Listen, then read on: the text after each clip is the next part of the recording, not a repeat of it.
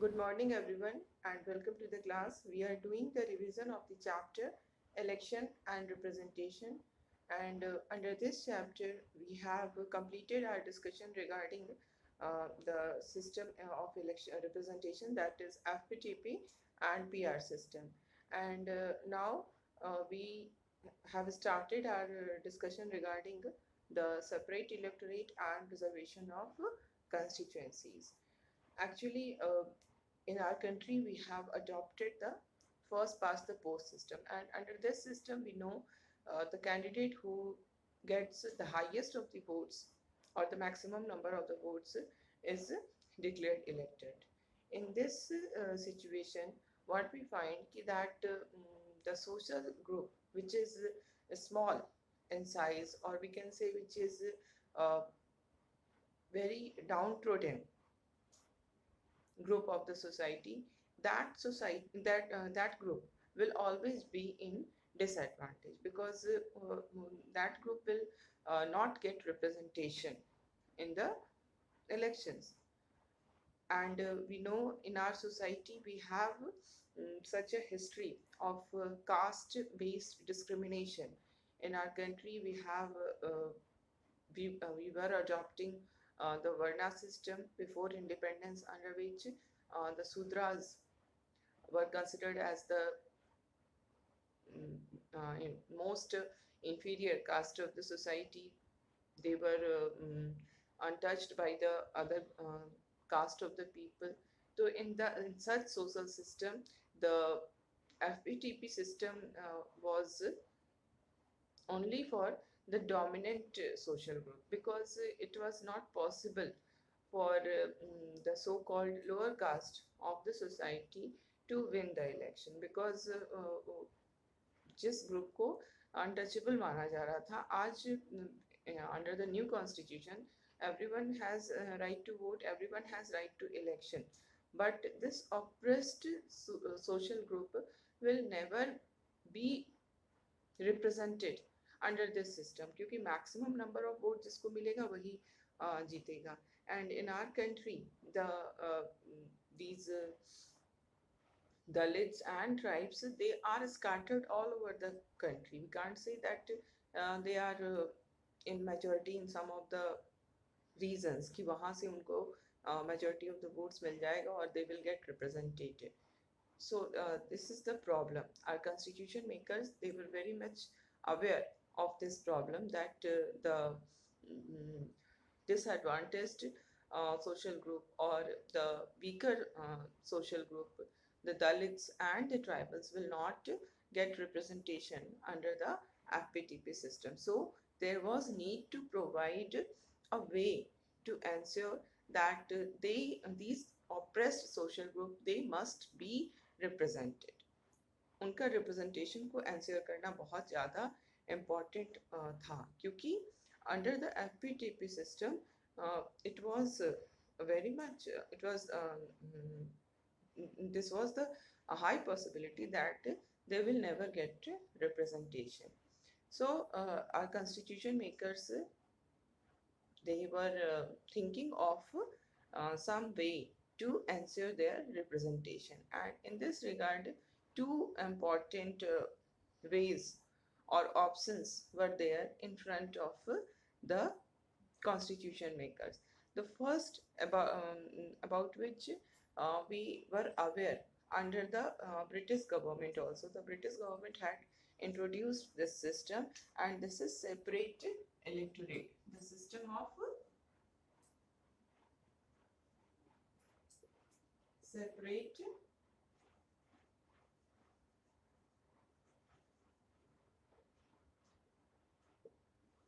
electorate.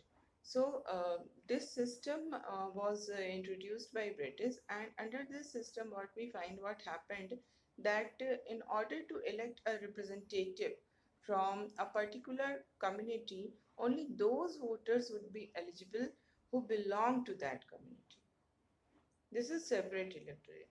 एक कोई भी जो कम्युनिटी है, उसके जो रिप्रेजेंटेटिव्स को इलेक्ट करना है, तो उन रिप्रेजेंटेटिव्स को इलेक्ट करने के लिए who will be eligible to vote पूरे सारे लोग will not, all the people will not vote, take part in the voting of in the election of that representative. Only people belonging to that community will exercise their right to vote. This is separate constituency.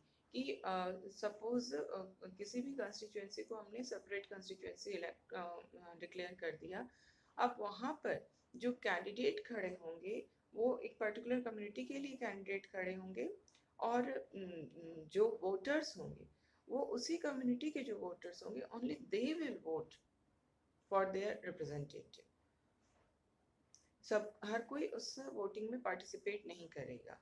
तो this system was is called separate electorate. मतलब हर community के लिए अलग अलग electorate हैं और वो अपने इलेक्टोरेट के तरफ से इलेक्ट होंगे और वो सिर्फ और सिर्फ उनको रिप्रेजेंट करेंगे. So this separate electorate was, we can say, it was not in favor of the unity of the country, because India is a country of diversity. Diverse group of people are living together, and in such situations, separate electorate would have divided the country more.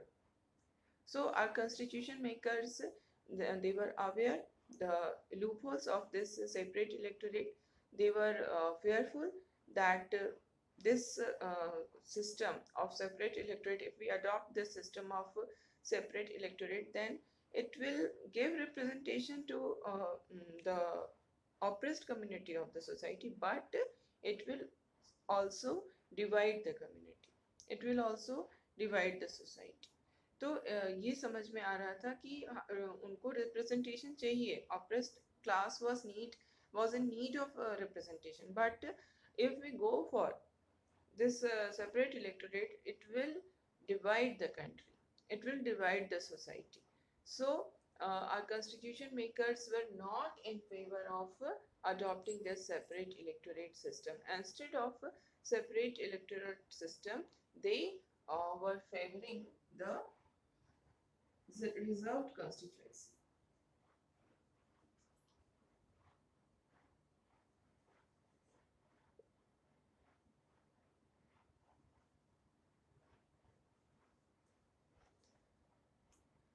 Now, what is this reserved constituency? Reserved constituency में क्या होता है कि in a constituency, all the voters, okay, all the voters will be eligible to vote, but the candidate should belong only to a particular community, because for which the seat is reserved. So it should be clear, separate electorate और reserve constituency में क्या difference है. Separate electorate के अंदर क्या हो रहा है कि हर कम्युनिटी के लिए जो है वो सेपरेट इलेक्टोरेट बना दी गई है. अगर किसी भी कम्युनिटी का कोई रिप्रेजेंटेटिव कंटेस्ट कर रहा है इलेक्शन, तो उस रिप्रेजेंटेटिव के लिए जो लोग वोट देंगे वो उसी कम्युनिटी को बिलोंग करने वाले होंगे. जैसे सिखों के लिए जो रिप्रेजेंटेटिव होंगे जो कंटेस्ट कर रहे होंगे इलेक्शन, उनको कौन वोट देगा? उनको सिर्फ सिख कम्युनिटी के ही लोग वोट देंगे. इसी तरह क्रिश्चियंस के लिए अगर कोई रिप्रेजेंटेटिव उनका खड़ा हो रहा है उनकी तरफ से, क्रिश्चियन कम्युनिटी की तरफ से, तो उस रिप्रेजेंटेटिव को who will be eligible to vote? Only people belonging to Christian community. तो इसमें क्या हो रहा है कि हर कम्युनिटी के लिए उसी कम्युनिटी का रिप्रेजेंटेटिव होगा और उसी कम्युनिटी के लोग वोट देंगे. अदर कम्युनिटी के लोग उसको वोट नहीं देंगे. इसका मतलब इस तरह से जो रिप्रेजेंटेटिव आएगा, इलेक्ट होगा, he is going only to represent his own community to which he belongs, because only people belonging to that community has voted him. Okay? And reserve constituency में क्या होता है कि किसी पर्टिकुलर कंस्टिट्यूएंसी को किसी पर्टिकुलर सोशल कम्युनिटी के लिए रिजर्व डिक्लेयर कर दिया था कि ये कंस्टिट्यूएंसी जो है वो रिजर्व है फॉर सपोज दलित्स. तो अब क्या होगा वहाँ पे कि रिजर्व कंस्टिट्यूंसी है तो वहाँ पर जो भी कैंडिडेट कंटेस्ट करेंगे election, they all should belong to Dalit community. बस हो गया, और कुछ भी नहीं है। Only the candidate who are contesting election from a reserved constituency must belong to that community for which the constituency is reserved. And after this, there will be no difference. All the people who are living in the constituency who have right to vote will exercise their right to vote. ये नहीं होगा कि वहाँ पर सिर्फ दलित community के लोग ही उस दलित रिप्रेजेंटेटिव को वोट देंगे। हर लोग, all the people will vote these Dalit representative. तो यहाँ पर जो भी इलेक्ट होकर के आएगा, whoever is going to be elected, whoever is going to get the maximum number of votes will represent the whole constituency. He is not going to represent only the community. So it is not a dividing method. ये कोई ऐसा जो जिस reserve constituency की हम बात कर रहे हैं, ये रिजर्व कंस्टिट्यूएंसी का मतलब ये नहीं हो रहा है कि ये हमारी कंट्री को डिवाइड कर रहा है, बिकॉज इसमें जो रिप्रेजेंटेटिव इलेक्ट होके आ रहे हैं, they are representing the whole constituency. But separate electorate जो है वो that is dividing the whole nation, because इसमें हम कम्युनिटीज में बट गए। जो हिंदू कम्युनिटी के लोग हैं वो हिंदू को वोट देंगे, हिंदू का रिप्रेजेंटेटिव को वोट देंगे। सिख कम्युनिटी के लोग सिख को वोट देंगे, सिख रिप्रेजेंटेटिव को। दलित कम्युनिटी के लोग दलित रिप्रेजेंटेटिव को वोट देंगे। तो इस तरह से जो रिप्रेजेंटेटिव्स इलेक्ट होके जाएंगे, they will not represent the whole constituency, but they will represent their own community only. तो इस चीज को जो है वो हमारे constitution makers they were very much aware कि we should not go for separate electorate. So we see that why this reserve constituency was adopted, because FPTP system was there. Moreover, what we find that in our society there are certain social group which are spread across the country. As I told you earlier, हमारी country में ऐसा नहीं है कि कोई एक reason हम कह सकते हैं जहाँ पर कि दलित्स जो हैं वो कंसंट्रेटेड हैं। अगर वैसा होता, if that type of situation was existing, in that case FPTP में भी उनको representation मिल जाता, because they will get the contestant from these Dalit community will get maximum number of votes, क्योंकि एक ही जगह पर concentrated है population.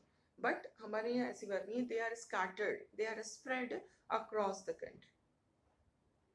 So in this situation, what will happen कि their number may not be sufficient to be able to influence a victory of a candidate. इतने लोग नहीं होंगे एक कंस्टिट्यूएंसी के अंदर। दलित कम्युनिटी ही हम बात कर रहे हैं, जैसे Dalits and tribals. Dalit and tribal community के लोग इतने ज़्यादा नहीं होंगे एक कंस्टिट्यूएंसी के अंदर कि वो अगर सारे के सारे दलित कम्युनिटी अपने चाहे तो अपने किसी भी दलित लीडर को वोट दे करके उसको विक्टोरियस बना दे, ऐसा नहीं हो सकता, बिकॉज वो दे आर स्कैटर्ड। सो और अगर पूरी कंट्री के हिसाब से हम देखें तो उनका नंबर अच्छा है, they are a good percentage of the whole population, लेकिन they are spread across the country. तो in that situation they will not get representation, क्योंकि जो उनकी सोशल कंडीशन रही है पीछे से एट दैट टाइम 1950 में, ये बहुत बड़ा मेजर कंसर्न था कि जो दलित जो जिस तरह से एक्सप्लॉइटेड रहे हैं, ऑप्रेस्ड रहे हैं, अगर आगे भी हम उनके लिए कोई स्पेशल अरेंजमेंट नहीं करते हैं, तो भले ही हम कॉन्स्टिट्यूशन में सारे प्रोविजंस कर दें, इक्वालिटी का प्रोविजन कर दें, राइट टू कंटेस्ट हो गया, राइट टू वोट हो गया, everything was there, everything is equal in the constitution, but it will be very difficult to make it happen, because it is very difficult to change the mindset of the people. Mindset जो है वो अभी भी even after 70 years हम देखेंगे कि mindset अभी भी नहीं बदला है। ये जो हमारा caste ridden society, it is still caste ridden society.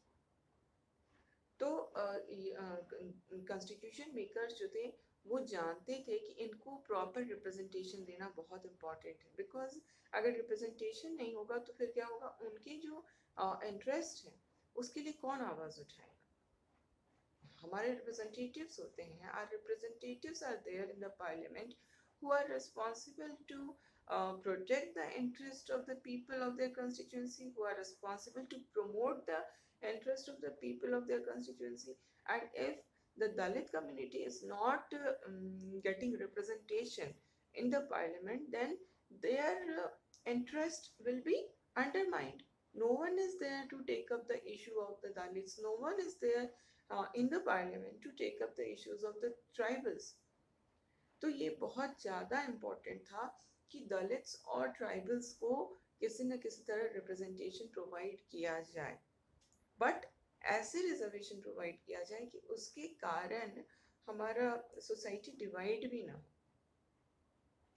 So that is why our constitution makers have gone for this reserved constituency for the seats of Lok Sabha and state legislative assemblies. इन दोनों जो हमारी representative body है लोक सभा and state legislative assembly, इन दोनों में हमारे constitution makers ने कुछ सीट्स जो हैं वो रिजर्व कर दिया. किसके लिए रिजर्व किया?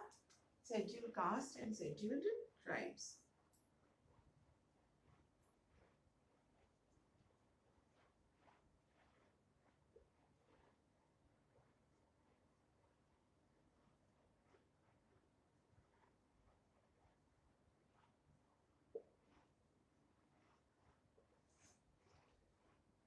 इन दोनों के लिए हमारे जो कॉन्स्टिट्यूशन मेकर्स थे, they have reserved seats in the Lok Sabha and in the Legislative Assembly. But this provision of reservation of seats for SCs and ST was made for a period of 10 years. कि पहले शुरू में जब 1950 में constitution implement हुआ, at that time this provision was made for 10 years only. But what we find कि successive constitutional amendments होते गए, and because of these amendments this has been extended up to 2020, the year in which we are presently. तो 2020 तक ये extend हो गया है और ये आगे भी एक्सटेंड होता जाएगा, बिकॉज जो कंडीशन हमारी, एक तो वोट पॉलिटिक्स तो होती है, दैट इज डेमोक्रेसी में वोट पॉलिटिक्स नहीं होगी तो और फिर हम क्या सोच सकते हैं? डेमोक्रेसी है तो वोट पॉलिटिक्स होगी, एंड कोई भी गवर्नमेंट इस तरह का स्टेप नहीं ले सकती है कि इनके रिजर्वेशन को हटा दे. बट यहाँ पर ये भी इम्पॉर्टेंट है कि हम ये देखें कि SC और ST का रिप्रेजेंटेशन जो है वो इट इज़ रियली इम्पॉर्टेंट कि उनके रिप्रेजेंटेटिव्स जो हैं वो पार्लियामेंट में आए. तो जो नंबर ऑफ सीट्स है, अगर हम उनके लिए रिजर्व नहीं करेंगे तो आज की डेट में भी उनको रिप्रेजेंटेशन मिलना बहुत ही मुश्किल है. तो इसलिए ये this is a genuine case, ये होना चाहिए. एंड वी फाइंड कि जो नंबर ऑफ सीट्स इन दोनों ग्रुप के लिए रिजर्व्ड हैं वो किस तरह से रिजर्व किया गया है. It is reserved according to their population. जितना पॉपुलेशन में उनका शेयर है, टोटल पॉपुलेशन में जितना शेड्यूल कास्ट और शेड्यूल ट्राइब्स का शेयर है, उसी के अकॉर्डिंगली उनको सीट्स में भी शेयरिंग दी गई है. ओके, अगर हम देखते हैं लोकसभा में जैसे 543 इलेक्टेड सीट्स हैं, तो इस 543 में 84 जो है वो शेड्यूल कास्ट के लिए रिजर्व्ड है. 84 seats are reserved for scheduled caste and 47 seats are reserved for scheduled tribes. तो ये क्या है? This is the number of seats which is reserved for scheduled castes and scheduled tribes, and it is according to their share in the population. अगर population में उनका share जिस तरह से होता है उसी तरह से इसको डिसाइड किया जाता है. Now the second question. अब तो हमने देख लिया कि हमने रिजर्व कंस्टिट्यूएंसी को अडॉप्ट किया. क्यों अडॉप्ट किया? Because of FPTP system, first reason. Second reason कि the population is spread, it is not concentrated at single place. So in order to give them representation and in order to maintain the unity of the country, this reserved constituency was adopted by our constitution makers. And ये कैसे काम करता है, इसमें यही होता है कि जो भी constituency reserved है उसमें जो कैंडिडेट्स होंगे वो किसी भी पार्टी के कैंडिडेट होंगे, but they all should belong to that particular community. And जो वोटर्स होंगे वो हर कोई उनको वोट देगा, चाहे वो किसी भी कम्युनिटी के हों, ठीक है। और ये नंबर ऑफ सीट्स है, that is according to the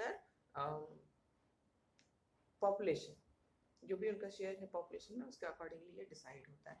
end now the second question कि अब कैसे ये डिसाइड करता है, कौन ये डिसाइड करता है कि कौन सा कंस्टिट्यूएंसी जो है वो रिजर्व्ड होगा फॉर एससी और for ST, on what basis this decision is taken. So first of all we will see कि ये जो डिसीजन होता है कि कौन सी कंस्टिट्यूएंसी किसके लिए रिजर्व होगी, एससी और एसटी में से किसके लिए रिजर्व होगी, ये जो डिसीजन लिया जाता है वो एक इंडिपेंडेंट बॉडी है जो हमारी गवर्नमेंट की, जो कि ये डिसीजन लेती है। एंड इसको हम कहते हैं delimitation commission.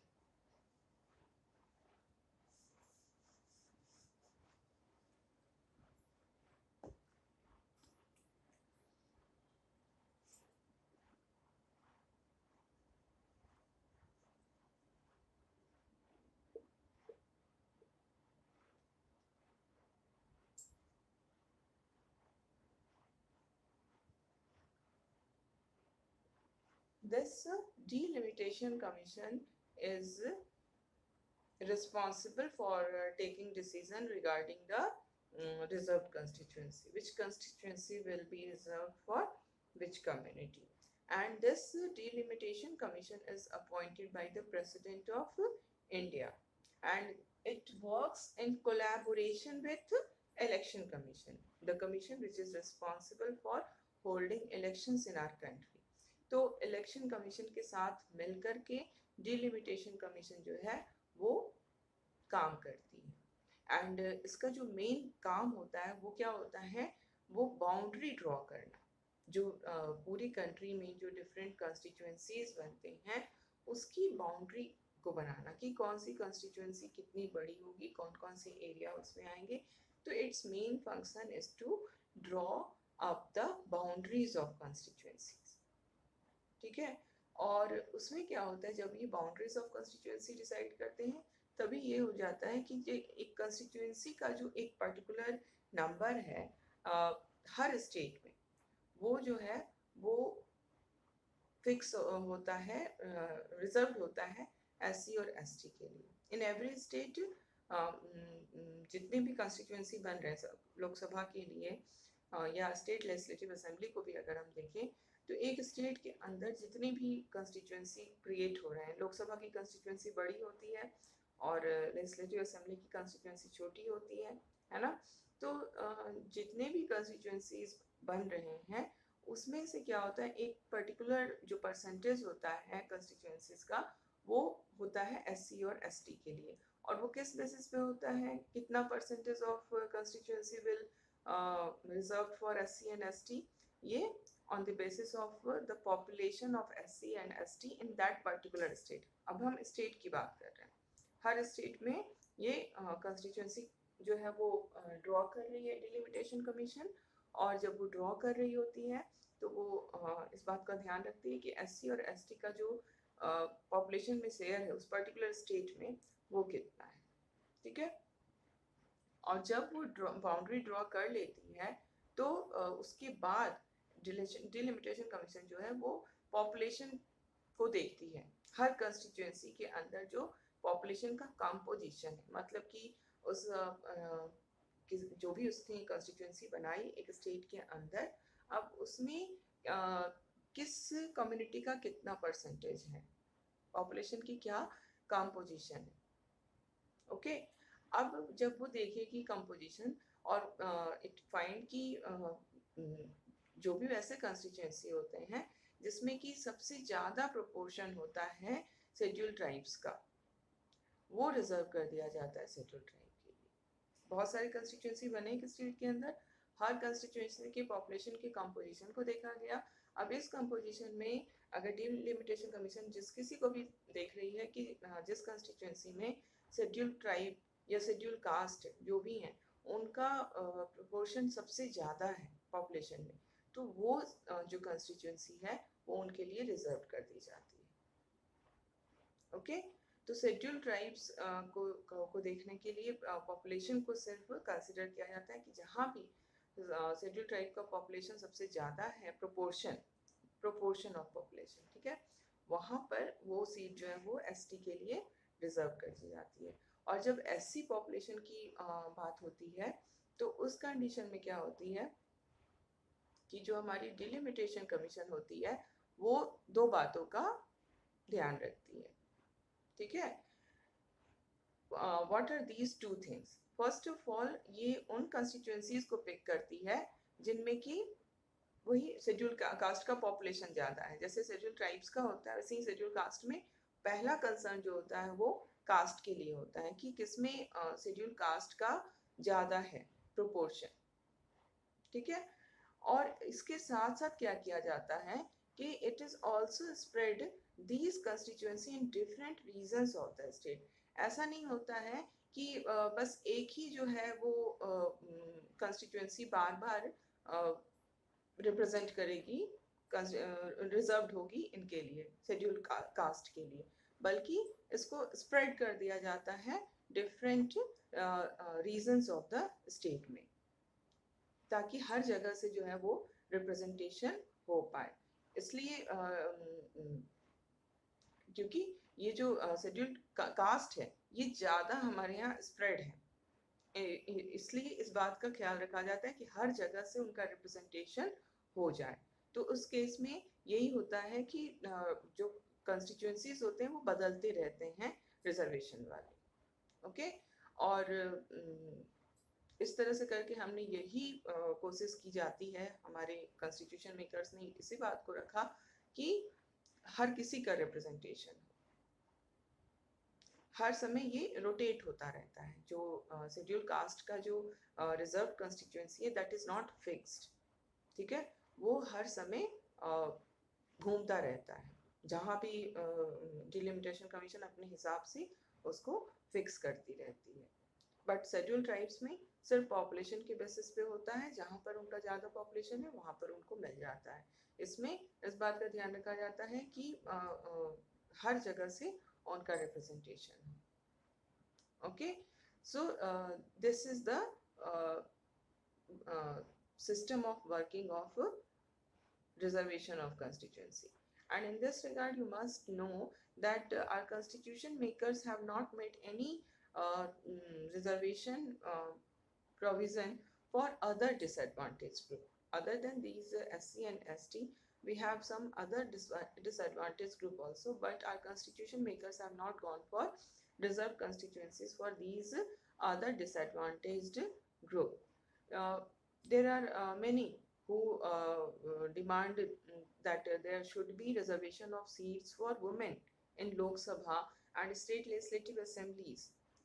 And because why this demand was there, why the demand arose, because what we find ki in our country the number of women representative is very less, and because of this less number of representatives from the women community, it happens ki their matters are not taken seriously. जो उनके interest हैं women जो हैं उनके interest के accordingly काम नहीं हो पाता है, और इस कारण से ये डिमांड उठी कि they must be given representation. And how they will be answered representation? They will be answered, they should be answered representation by reservation of seats. So we have discussed कि जब हमने 73rd और 74th amendment को लाया constitution में और local government को strong बनाया गया, तो उसमें एक बहुत ही मेजर प्रोविज़न जो है, सबसे इम्पॉर्टेंट प्रोविज़न है कि वुमेन रिजर्वेशन दिया गया। 1/3 of the seats are reserved for women, not only the seats of member but also the seats of sarpanch and जो भी head of the local bodies हैं वो सारे सीट्स भी, उनमें भी 1/3 जो है वो वुमेन के लिए रिजर्व किया गया। तो लोकल बॉडीज़ में तो हमने इसको अडॉप्ट कर लिया है, बट इन लोकसभा और लेजिस्लेटिव असेंबली के लिए ये अभी तक नहीं हो पाया है। इसके लिए there will be need to amend the constitution, और इस तरह का अमेंडमेंट के एफर्ट किए गए हैं, लेकिन प्रपोज किया गया है, बट ये पार्लियामेंट से पास नहीं हो पाया। क्यों नहीं पास हो पाया? Because of lack of representation of women. अगर औरतों का नंबर ही कम है तो ऐसा बिल क्यों पास होगा जो औरतों के लिए बेनिफिशियल है? That is the problem. तो इस तरह से हमारे कॉन्स्टिट्यूशन मेकर्स ने इसके कोई ये नहीं किया था, बट इसका जो डिमांड है वो आता रहा है। इसके लिए अमेंडमेंट के भी एफर्ट किए गए हैं, बट वो पास नहीं हो पाया। So this is all about the reserved constituency. Now in the next class we will discuss free and fair election.